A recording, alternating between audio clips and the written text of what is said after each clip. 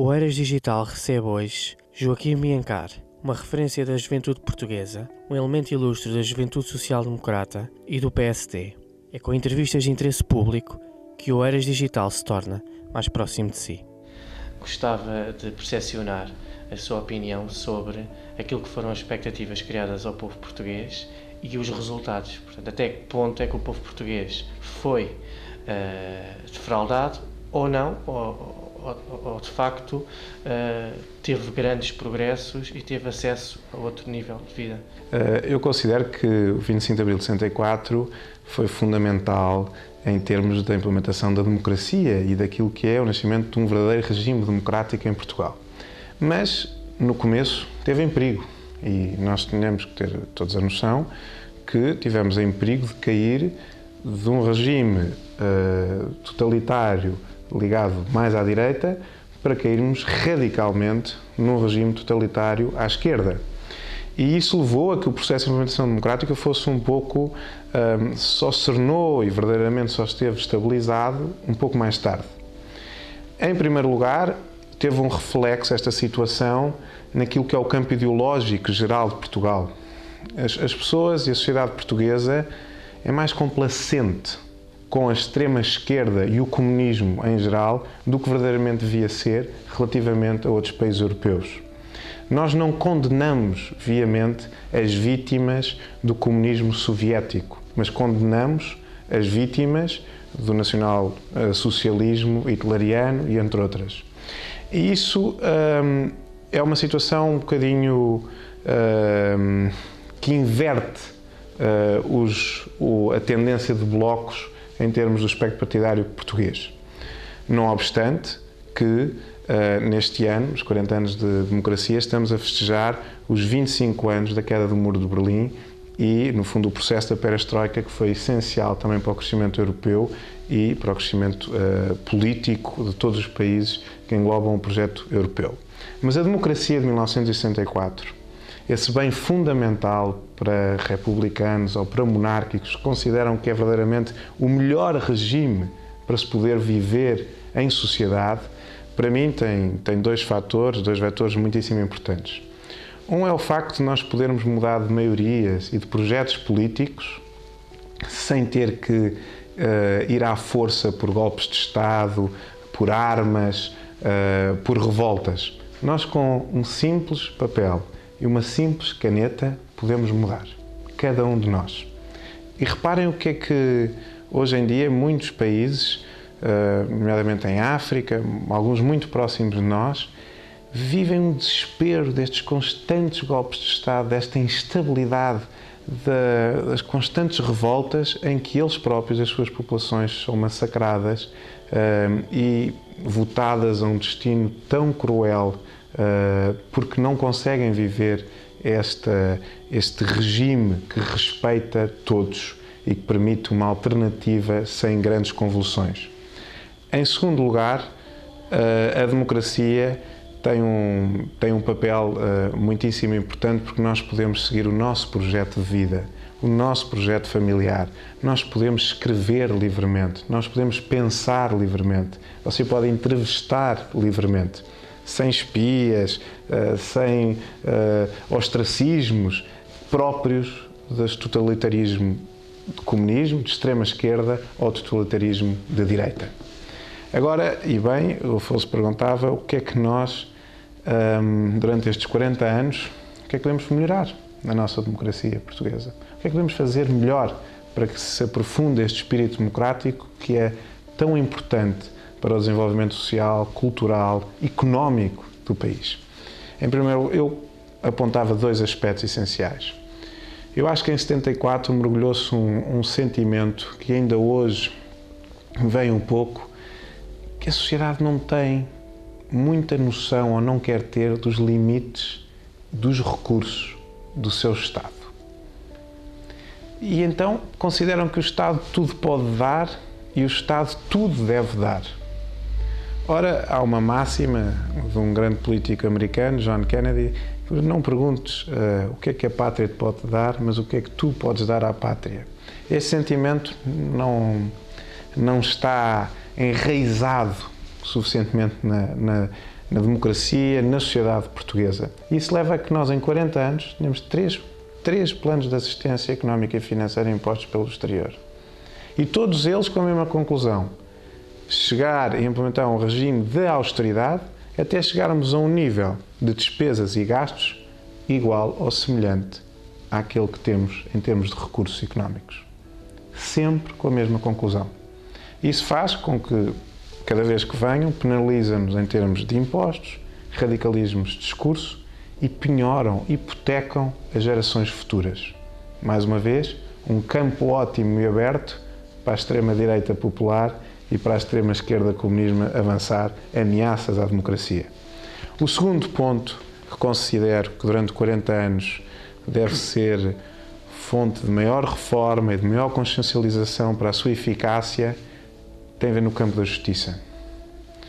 A justiça nós não podemos continuar na sociedade portuguesa com o sentimento que para alguns a justiça nunca toca, há algum sentimento de impunidade para algumas pessoas, alguns setores, um sentimento de que aqueles que podem chegar a no fundo, a uns serviços de advocacia ou a determinados escritórios eventualmente mais caros ou que necessitam mais exigentes em termos de recursos materiais para o pagamento desses próprios serviços, esses a justiça passa-lhes ao lado e os outros não.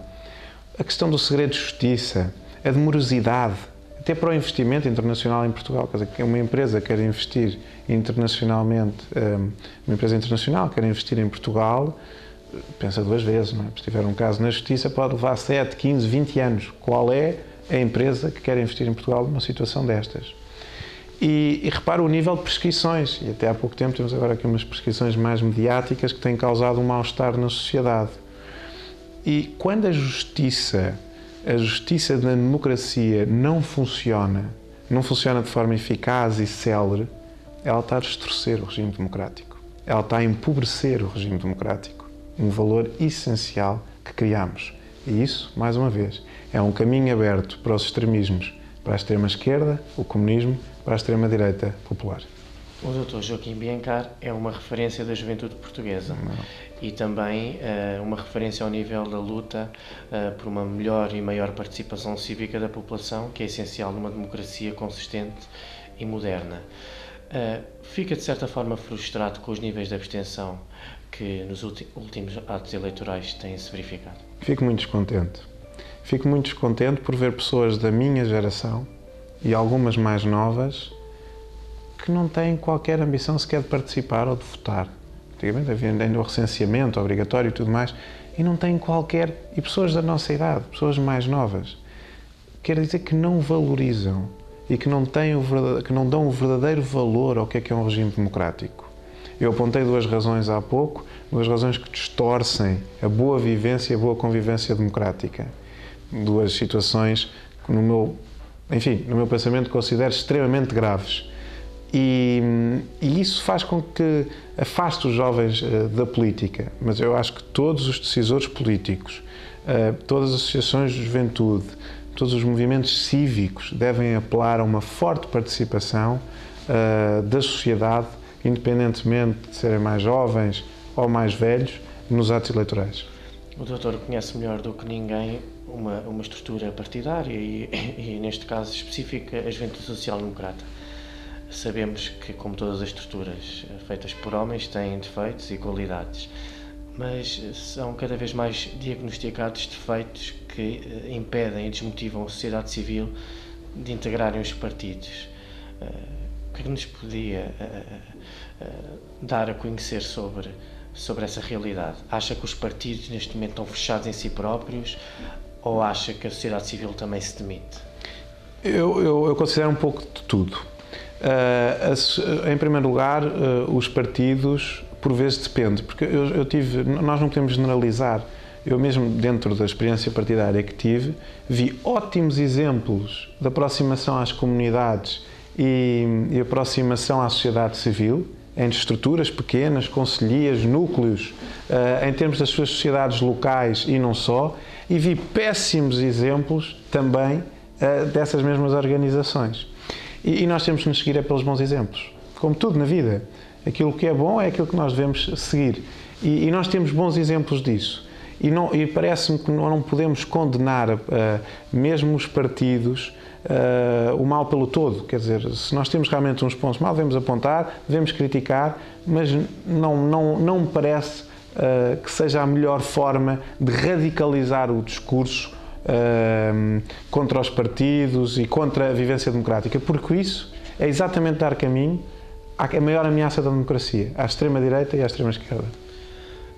É conhecido também, ao nível do desenvolvimento do país, duas realidades completamente distintas em termos de desenvolvimento social, económico e também urbanístico. A zona do interior, os concelhos periféricos à cidade ou do interior, e os concelhos do litoral. Portanto, dá a sensação que houve dois níveis de desenvolvimento no mesmo país, sendo um país até de uma dimensão pequena e sendo o doutor também vereador de um concelho que não é um concelho urbano, também fica, de certa forma, triste de ver que o investimento não foi igual e que, de certa forma, há um abandono de certas regiões.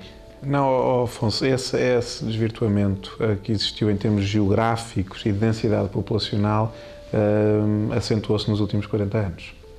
E, portanto, nós resistimos realmente impávidos e serenos, infelizmente, mas também há alguns casos de exceção, à desertificação do interior versus o litoral. O litoral com mais força, com mais pujança e mais atrativo, nomeadamente em questão de emprego, e o interior dando menos oportunidades. E isso faz com que, enfim, pensamos bem, o interior está condenado. Não, há casos de algum sucesso no interior. Eu, por exemplo, apontava, em termos de turismo, o caso de Évora, que acho muitíssimo interessante o que está. Hoje, Évora é considerado um ponto turístico essencial para quem vem visitar Portugal. Há algum caso de captação de investimento, por exemplo, interessante em Castelo Branco, no Fundão. Não só com alguns projetos macros que vieram do Governo, da Nação, mas também com algumas situações que foram impulsionadas pelas próprias autarquias locais e que conseguiram, no fundo, conciliar um ciclo virtuoso em que não só permitiu continuar com os mesmos níveis de população, mas como também atrair. Não poderia deixar de lhe perguntar a sua opinião sobre o grande flagelo do desemprego, Sim. Que afeta cada vez mais jovens e que faz com que muitos emigrem e saiam do país. Que palavra é que poderia dar aos jovens nesta situação e nesta conjuntura tão complexa que o país atravessa? Quer dizer, não é preciso ser sportinguista, mas a esperança temos de ter sempre, não é?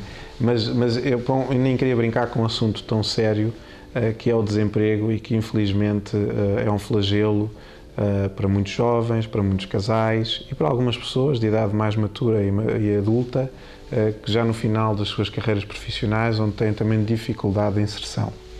E estes níveis de desemprego nós, enfim, não... infelizmente, talvez fosse um resultado muito grave da crise económica que se foi instalando em Portugal e, nomeadamente, da crise da dívida pública ou do risco soberano, como hoje vivemos. O desemprego